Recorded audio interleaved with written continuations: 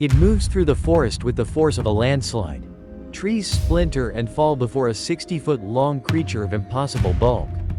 Its skin is scarred, gray, and tough like leather, and its head, larger than a car, is dominated by a jaw that could swallow an elephant whole. This is not a dinosaur. It is something far more recent, and far more terrifying. What if the Megalodon, the apex predator of the ancient seas, never went extinct?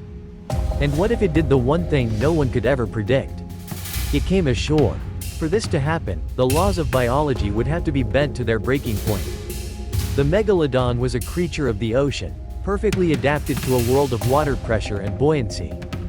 On land, its immense weight, estimated at over 60 tons, would be a death sentence, crushing its own internal organs and skeleton. So, our scenario begins not with a sudden emergence, but a slow, brutal evolutionary journey.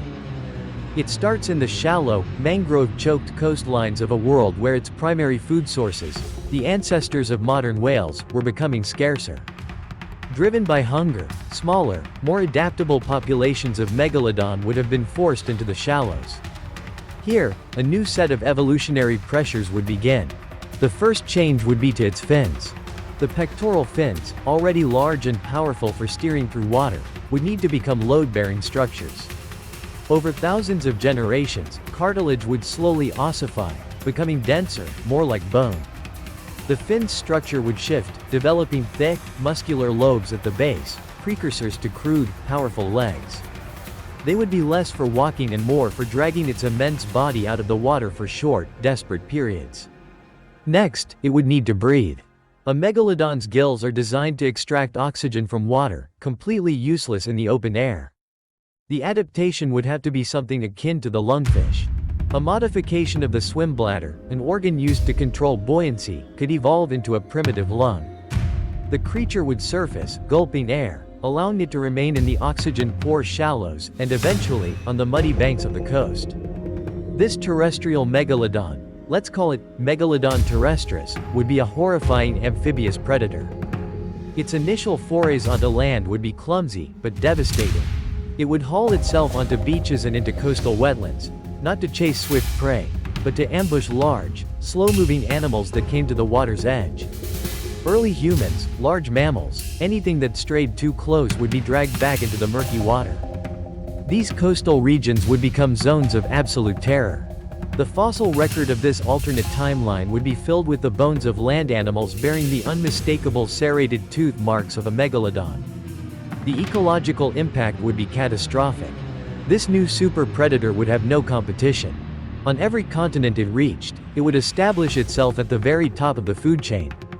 Creatures like grizzly bears, Siberian tigers, and African lions, mighty predators in their own right, would become little more than prey. Entire ecosystems would be reshaped around its presence. Herbivore populations would be decimated, leading to drastic changes in vegetation as forests and plains were no longer kept in check by grazing. The very landscape would change, scarred by the paths these behemoths carved through the wilderness.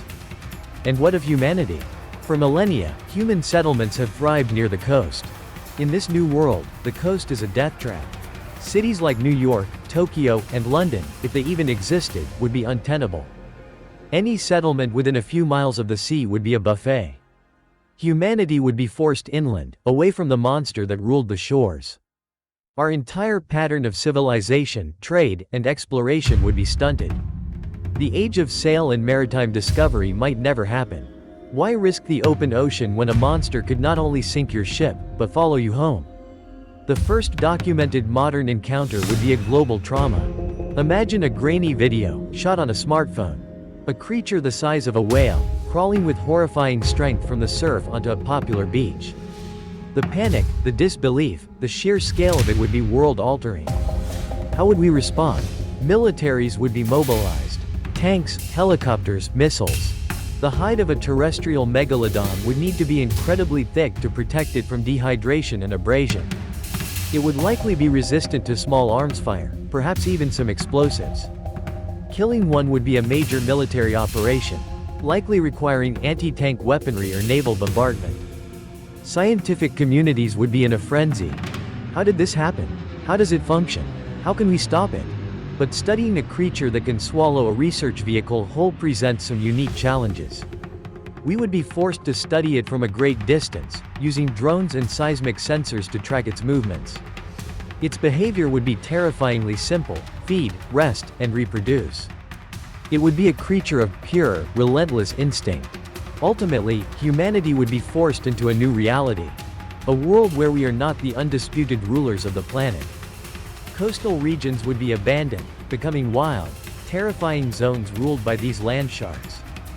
Great walls might be built, not to keep people in, but to keep monsters out. The economy, culture, and psychology of our species would be forever marked by the knowledge that something ancient, massive, and impossibly hostile shares our world. We would live in the shadow of a predator from our deepest nightmares. A predator that not only survived its own extinction, but crawled out of the abyss to conquer the land. The world would be a very, very different place.